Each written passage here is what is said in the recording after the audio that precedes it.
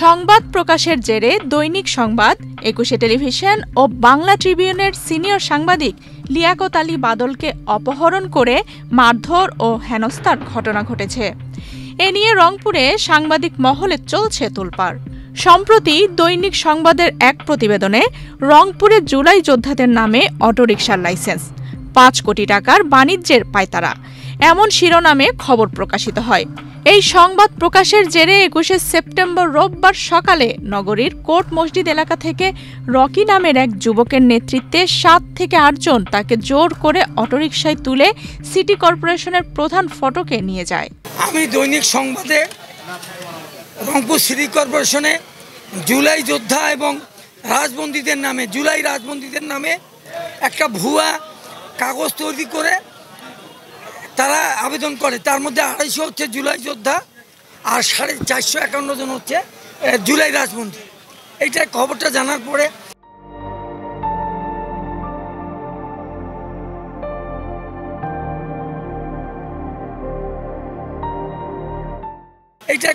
জানার পরে আমি লাইসেন্স শাখায় গেছিলাম। লাইসেন্স শাখা বললো যে এইটা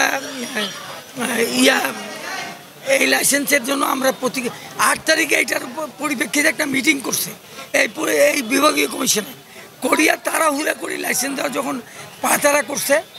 যেহেতু বিএনপি হচ্ছে রাজবন্দী সবচেয়ে বেশি, তাদের বিএনপির মহানগরের সভাপতি, কনভেনার, মহানগরের সদস্য সচিব, জেলা সেক্রেটারি, যুবদলের প্রেসিডেন্ট সবার সঙ্গে কথা বলে আমি রিপোর্টটা করছি।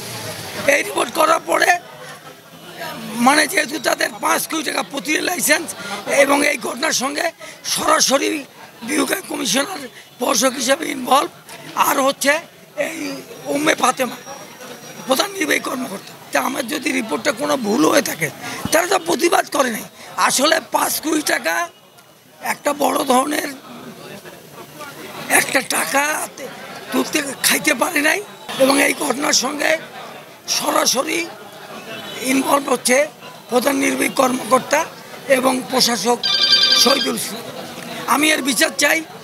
আমি যদি কোনো অপরাধ করে থাকি আমার বিচার হবে। পরে সাংবাদিক লিয়াকত আলী বাদলকে টেনে হিঁচড়ে নতুন ভবনের ২য় তলায় রসিকের প্রধান নির্বাহীর রুমে নিয়ে যাওয়া হয়। সেখানে নিয়ে তাকে নিয়োগের জন্য প্রধান নির্বাহীর কাছে ক্ষমা চাইতে বলা হয় এবং অকথ্য ভাষায় গালিগালাজ ও শারীরিকভাবে হেনস্থা করা হয়। খবর পেয়ে স্থানীয় গণমাধ্যম কর্মীরা ঘটনাস্থলে গিয়ে বাদলকে উদ্ধার করেন।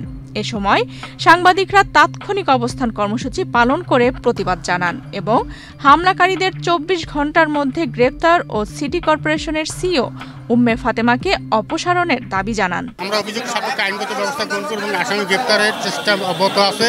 খুব দ্রুত সময়ের মধ্যে আমরা আসামি গ্রেপ্তার করব। আমরা শনাক্ত করতে পারছি, বাকিগুলো সিসিটিভি ফুটেজ সংগ্রহ করে আমরা তাদের শনাক্ত করব। অবস্থান কর্মসূচি শেষে সাংবাদিকরা চলে আসতে থাকলে পরিস্থিতি আবারও উত্তপ্ত হয়ে ওঠে। ঘটনাস্থলে সিইও ও কর্পোরেশনের এক কর্মকর্তা উপস্থিত হলে উত্তেজনা ছড়িয়ে পড়ে। এক পর্যায়ে সদ্য নিয়োগ পাওয়া আওয়ামী লীগের কয়েক চিহ্নিত কর্মচারী আবারও সাংবাদিকদের হেনস্থার চেষ্টা চালায়। পুলিশ ও সেনাবাহিনী ঘটনাস্থলে গিয়ে সাংবাদিকদের নিরাপত্তার আশ্বাস দিলে পরিস্থিতি নিয়ন্ত্রণে আসে।